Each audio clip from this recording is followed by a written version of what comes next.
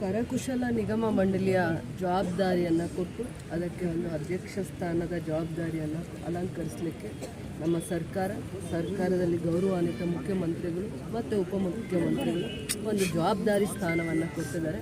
ಅದು ನಮ್ಮ ಸಂಸ್ಕೃತಿ, ಕಲೆ, ಸಂಪ್ರದಾಯವನ್ನು ಪ್ರತಿಬಿಂಬಿಸುತ್ತೆ.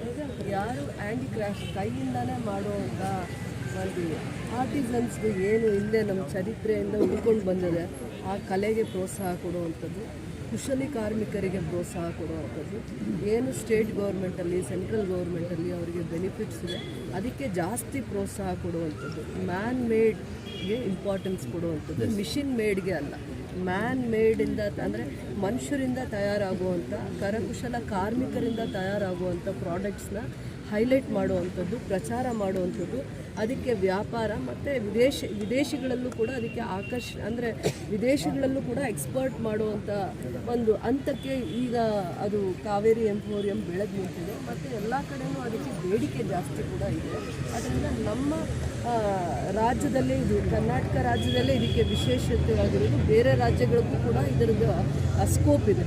ಅಂದರೆ ಇದರದ್ದು ಕಾವೇರಿ ಎಂಪೋರಿಯಂ ಒಂದು 5 ಸ್ಟೇಟ್ಸಲ್ಲಿ ಈಗ ಆಲ್ರೆಡಿ ಇದೆ. ಇದನ್ನು ಹೆಚ್ಚಿನ ನಾವು ಪ್ರೋತ್ಸಾಹದಾಯಕವಾಗಿ ಒಬ್ಬರಿಂದ ಒಬ್ಬರಿಗೆ 10 ಜನಕ್ಕೆ ಕೆಲಸ ಸಿಗುವಂಥ ಒಂದು ವೃತ್ತಿ, ಒಬ್ಬರು ಯಾವುದಾದ್ರೂ ಒಂದು ವೃತ್ತಿ ಶುರು ಮಾಡಿದ್ರೆ ಅವರಿಂದ ಇನ್ನೊಂದು 10 ಜನ ಇಲ್ಲ 50 ಜನ 100 ಜನಕ್ಕೆ ಕೆಲಸ ಸಿಗುವಂಥ ಒಂದು ಕಸುಬು ಇದೆ. ಆ ಥರ ಅದು ಗೌರ್ಮೆಂಟ್ ಅಂದರೆ ಸ್ಮಾಲ್ ಸ್ಕೇಲ್ ಇಂಡಸ್ಟ್ರೀಸ್ ಕೆಳಗಡೆ ಬರುವಂಥ ಒಂದು ಜವಾಬ್ದಾರಿ ಕೆಲಸ. ಬಟ್ ಪ್ರಾಫಿಟಲ್ಲಿ ಇದೆ. ಈಗ ಇಂಟರ್ನ್ಯಾಷನಲ್ ಮಾರ್ಕೆಟಿಂಗ್ ಮಾಡಿದ್ರೆ ಇನ್ನೂ ಒಳ್ಳೆ ಮಾರ್ಕೆಟಿಂಗ್ ಇದೆ. ಏರ್ಪೋರ್ಟ್ಸು, ಮಾಲ್ಸು, ಎಕ್ಸಿಬಿಷನ್ಸು ನಮ್ಮ ಕಲ್ಚರ್ನ ಎತ್ತಿ ಹಿಡಿಯುತ್ತೆ. ನಮ್ಮ ಕಲ್ಚರ್ನ ಅನಾದಿ ಕಾಲದಲ್ಲೂ ಮಹಾರಾಜರಾದಮೇಲೆ ತದನಂತರ ದಿನಗಳಲ್ಲಿ ಇದು ಕ್ಷೀಣಿಸ್ತಾ ಬಂದಿದೆ. ಆರ್ಟಿಸನ್ಸ್ ಅಂದರೆ ಯಾರು ಕುಶಲ ಕಾರ್ಮಿಕರಿದ್ದಾರೆ, ಅವರು ಇವತ್ತು ಸಂಕಷ್ಟದಲ್ಲಿದ್ದಾರೆ, ಅವ್ರ ಕಷ್ಟಗಳಿಗೆ ಸ್ಪಂದಿಸುವಂಥದ್ದು. ಯಾರು ಎಲ್ಲಿರ್ತಾರೆ ಅವ್ರಿಗೆ ಏನೋ ಒಂದು ಟ್ಯಾಲೆಂಟ್ ಇರುತ್ತೆ. ಆ ಟ್ಯಾಲೆಂಟಲ್ಲಿ ಏನು ಆಚೆ ಬಂದಿರುತ್ತೆ ಆ ಪ್ರಾಡಕ್ಟ್, ಎಂಡ್ ಪ್ರಾಡಕ್ಟ್, ಆ ಎಂಡ್ ಪ್ರಾಡಕ್ಟ್ನ ಸೊಸೈಟಿಗೆ ಅದರಿಂದ ಬೆನಿಫಿಟ್ಸ್ ಏನು ಅಂತ. ಮಿಷಿನ್ ಮೇಡ್ ತುಂಬ ಇದೆ, ಮ್ಯಾನ್ ಮೇಡ್ ತುಂಬ ಕಡಿಮೆ ಆಗ್ತಾ ಇದೆ.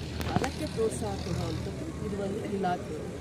ಕರಕುಶಲ ಕಾರ್ಮಿಕರು ಮತ್ತು ಅವರಿಗೆ ಪ್ರೋತ್ಸಾಹ ಕೊಡುವಂಥದ್ದು, ಅದಕ್ಕೆ ಬೇಡಿಕೆ ಜಾಸ್ತಿ ಕೊಡುವಂಥದ್ದು. ವ್ಯಾಪಾರ, ಆ ವ್ಯಾಪಾರ ವಹಿವಾಟು ಜಾಸ್ತಿ ಆಗ್ತಾ ಇದ್ದಂಗೆ ಅದು ಎಲ್ಲನೂ ಕೂಡ ತುಂಬ ಕಡೆ ಬೇಡಿಕೆ ಶುರು ಆಗುತ್ತೆ. ವ್ಯಾಪಾರನ ಜಾಸ್ತಿ ಮಾಡಬೇಕು, ವಹಿವಾಟು ಜಾಸ್ತಿ ಮಾಡಬೇಕು. ಬರೀ ನಮ್ಮ ರಾಜ್ಯದಲ್ಲ, ಬೇರೆ ಸ್ಟೇಟ್ಸ್ನು ಕಾಂಪಿಟೇಟ್ ಮಾಡಬೇಕು. ಬೇರೆ ಸ್ಟೇಟ್ಸ್ ಜೊತೆ ನ್ಯಾಷನಲ್ ಲೆವೆಲ್, ಇಂಟರ್ನ್ಯಾಷನಲ್ ಲೆವೆಲ್ಗೆ ಇದಕ್ಕೆ ಸ್ಕೋಪ್ ಸಿಗೋವಂಥ ಮಾರ್ಕೆಟಿಂಗ್ನ ತರಬೇಕು ಅನ್ನುವಂಥ ಒಂದು ನಂಬಿಕೆ ಇಟ್ಕೊಂಡು ಬೆಳಗ್ಗೆ ತಾನೇ ನಾನು ಮುಖ್ಯಮಂತ್ರಿಗಳನ್ನ ಹೋಗಿದ್ದೆ, ಮುಖ್ಯಮಂತ್ರಿಗಳನ್ನ ಭೇಟಿ ಆದೆ. ಅಧಿಕಾರ ತಗೊಂಡ ದಿನ ಆ್ಯಕ್ಚುಲಿ ಹೋಗಬೇಕಾಯಿತು, ಅವ್ರು ಹಂಪಿ ಉತ್ಸವಕ್ಕೆ ಹೋಗಿದ್ದರಿಂದ ನಾನು ಹೋಗೋಕ್ಕಾಗಿರಲಿಲ್ಲ. ಬೆಳಗ್ಗೆ ಅವ್ರನ್ನ ಭೇಟಿಯಾಗಿ ಬರೋದ್ರಿಂದ ನೀನು ಈ ಇಲಾಖೆಗೆ ನ್ಯಾಯ ಕೊಡ್ತೀಯಾ ಅಂತ ನಾವು ಅಂದ್ಕೊಂಡಿದ್ದೀವಿ. ಇದನ್ನು ಬಹಳ ಜವಾಬ್ದಾರಿಯಿಂದ ನಿಭಾಯಿಸ್ತೀವಿ ಅಂದ್ಕೊಂಡಿದ್ದೀವಿ. ಸೊ ಅದರಿಂದ ನಾನು ನಿನ್ನಿಂದ ತುಂಬ ನಿರೀಕ್ಷೆ ಮಾಡ್ತಾ ಇದ್ದೀನಿ ಅಂತ ಕೂಡ ಹೇಳಿದ್ರು. ಆ ನಂಬಿಕೆ ನನಗೆ ಸರ್ಕಾರ ಮತ್ತು ಮಾನ್ಯ ಮುಖ್ಯಮಂತ್ರಿಗಳು ನನ್ನ ಮೇಲೆ ಆ ನಂಬಿಕೆ ಇಟ್ಕೊಂಡಿರೋದ್ರಿಂದ ಖಂಡಿತವಾಗಿ ಒಂದು 10 ಜನಕ್ಕೆ ಕೆಲಸ ಸಿಗುತ್ತೆ. ಅದು ಇನ್ನೂ ಹೆಚ್ಚಿಗೆ ಕೆಲಸ ಸಿಗುವಂಥ ಎಲ್ಲ ಪ್ರಯತ್ನಗಳು ಹುಡುಕಿ ಮಾಡ್ತೀನಿ. ಒಂದು ಪ್ರೆಸೆಂಟೇಷನ್ ಎಲ್ಲ ತೊಗೋತೀನಿ, ಅದ್ರ ಬಗ್ಗೆ ವಿಚಾರಗಳನ್ನ ತಿಳ್ಕೊಂಡು ಎಷ್ಟು ಒಳ್ಳೇದು ಮಾಡಲಿಕ್ಕೆ ಅವಕಾಶ ಆಗುತ್ತೆ ಆ ಇಲಾಖೆಗೂ ಮಾಡ್ತೀನಿ, ನನ್ನ ಕ್ಷೇತ್ರಕ್ಕೂ ಮಾಡ್ತೀನಿ. ನನ್ನ ಕ್ಷೇತ್ರದ ಜನತೆಯ ಆಶೀರ್ವಾದದಿಂದ ನನಗೊಂದು ಅಧಿಕಾರ ಸಿಕ್ಕಿದೆ. ನನ್ನ ಜನತೆ ಕೊಟ್ಟಿರೋ ಅಧಿಕಾರಕ್ಕಿಂತ ಅದು ದೊಡ್ಡದಲ್ಲ ಅನ್ನುವಂಥ ಮನಸ್ಸು ನನ್ನದು. ನನ್ನ ಕ್ಷೇತ್ರದ ಜನತೆ ಯಾವ ಅಧಿಕಾರ ಕೊಟ್ಟಿದ್ದಾರೆ ಅದಕ್ಕಿಂತ ಆ ಪೋಸ್ಟು ನನಗೆ ದೊಡ್ಡದಲ್ಲ.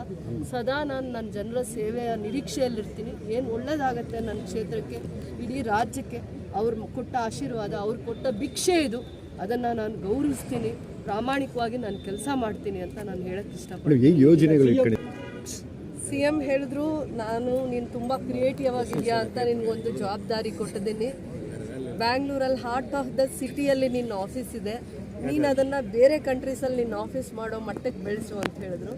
ನಾನು ಹೇಳಿದೆ, ಫಸ್ಟ್ ನನ್ನ ಕ್ಷೇತ್ರಕ್ಕೆ ನಾನು ಏನು ಒಳ್ಳೇದು ಮಾಡೋಕ್ಕಾಗತ್ತೆ ಮಾಡ್ತೀನಿ, ಆಮೇಲೆ ನೀವು ಕೊಟ್ಟಿರೋ ಜವಾಬ್ದಾರಿ ಸ್ಥಾನಕ್ಕೂ ಕೂಡ ಗೌರವ ತರ್ತೀನಿ ಅಂತ ಹೇಳಿ. ಮೇಡಮ್, ಅನುದಾನ ಈ ಕಡೆ ಸರ್, ಒಂದು ಸೆಕೆಂಡ್ ಈ ಕಡೆ ಸರ್ ಇಲ್ಲಿ ಮೇಡಮ್.